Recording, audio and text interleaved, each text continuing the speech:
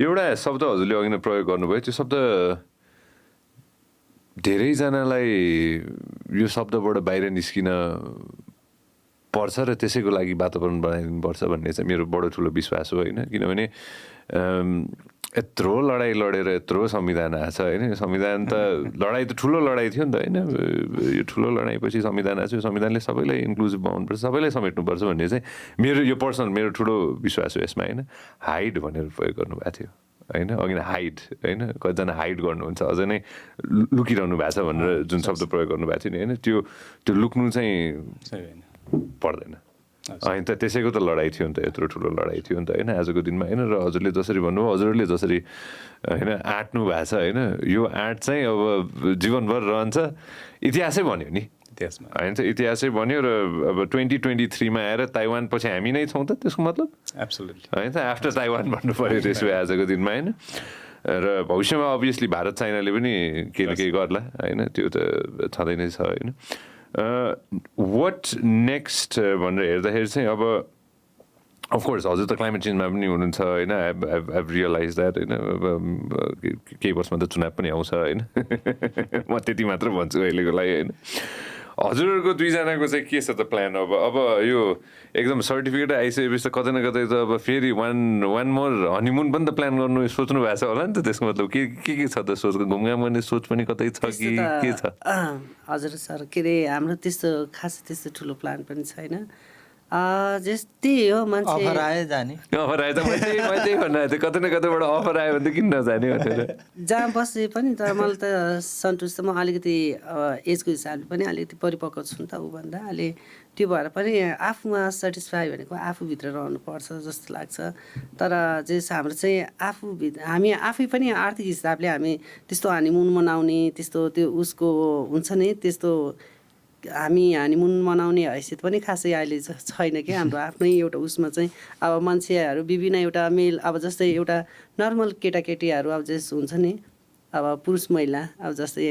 उहाँहरू चाहिँ अब जस हनीमुनको लागि कता कता गइरहेको हुन्छ अब जस हामीले पनि देखिरहेको हुन्छौँ अब जस यसरी हनीमुन मनाउन यस्तो ठाउँमा जाँदैछौँ भन्ने कुराहरू चाहिँ हुन्छ तर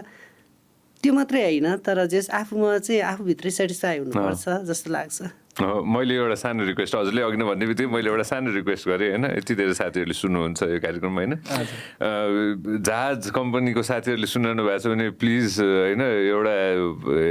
एउटा रिक्वेस्ट मेरै रिक्वेस्ट पनि हामी सबैको रिक्वेस्ट पनि एउटा जहाज कम्पनीको तर्फबाट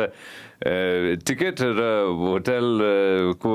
र प्याकेज कम्पनीहरू यति धेरै छन् होइन यहाँ सुनिरहनु भएको साथीहरू होइन एउटा स्पेसल प्याकेज चाहिँ हाम्रो यो जोडीलाई चाहिँ मिलाइदिइहाल्नु पऱ्यो भनेर चाहिँ मैले नै रिक्वेस्ट गरेँ होइन त्यो भयो भने कहाँ जानु मन छ भन्नु त नेपालभित्र जानु मन लाग्यो भने कता जानु मन छ होला 2-3 दिन बिदा चाहियो भने हुन्छ नि होइन 2-3 दिन चाहिँ ल हामी चाहिँ कतै घुम्न जान्छौँ भने कता जानु मन छ हजुरहरू सबैभन्दा पनि दुवैजनाको चाहिँ मुस्ताङ जानु मन छ हजुर दुवैजना हजुरलाई पनि मुस्ताङै हामी ऊ गरिरहेको थियौँ पहिलेदेखि नै सोचिरहेको मुस्ताङै ठिक होला जस्तो त्यो मतलब काठमाडौँबाट पोखरा जानु पऱ्यो पोखराबाट अनि त्यसपछि लाग्नु पऱ्यो जोमसोम अनि जोमसोमबाट चाहिँ लाग्नु पऱ्यो मुस्ताङ भनेपछि मुक्तिनाथसम्म त जानै पऱ्यो नि ल ठिक छ कुनै न कुनै टुर कम्पनी मैले त यहाँ यसो एयरलाइन्स पनि मैले बुझि नै सकेँ होइन कुन चाहिँ एयरलाइन्स चाहिँ जोमसोमसम्म जान्छ भनेर त्यसपछि टुर कम्पनी पनि बुझिसकेँ यो त कतै न कतैबाट मिल्ला जस्तो लागिरहेछ है मलाई त्यसको मतलब 2-4 दिनको लागि यो जाडोमा अलिकति झन् अलि माथि नै अलि चिसो हुन्छ उता होइन तर रमाइलो हुन्छ होला जस्तो लाग्यो मलाई मुस्ताङ जाने सोच होइन त यो सोच चाहिँ पुरा हुन्छ एटलिस्ट मलाई चाहिँ यो फिलिङ आइरहेछ है हजुर दुईजनालाई बेस्ट अफ लक होइन एकदमै बेस्ट अफ लक र यो लडाइँ जुन लड्नु भएको छ यो भविष्यमा सबैजनाको लागि चाहिँ अरू धेरैजना साथीको लागि चाहिँ साथीहरूको लागि चाहिँ यो बडो इम्पोर्टेन्ट लडाइँ लड्नु भएको छ र यसको लागि धन्यवाद पनि धन्यवाद सर हजुरले जस हामीलाई चाहिँ यति जस उसमा यहाँ चाहिँ यसरी बोलाएर जस हाम्रो एउटा मनका कुराहरू जस हामीले व्याख्या गर्न पायौँ आफ्नो भित्र कुराहरू हजुर सामु चाहिँ हामीले गर्न पायौँ त्यसको लागि यो सोको लागि पनि धेरै धेरै जस धन्यवाद भन्न चाहन्छु हामी भविष्यमा कहिले हामीले यता भ्यास मिडिया नेटवर्कबाट मद्दत गर्न सक्छौँ केही कुरा गर्न सक्छौँ भने प्लिज हामीलाई भनिदिनु होला हामी जहिले पनि जतिखेर पनि 24/7 हामी तयार छौँ हजुरहरू दुईजनाको लागि त जतिखेर पनि तयार छौँ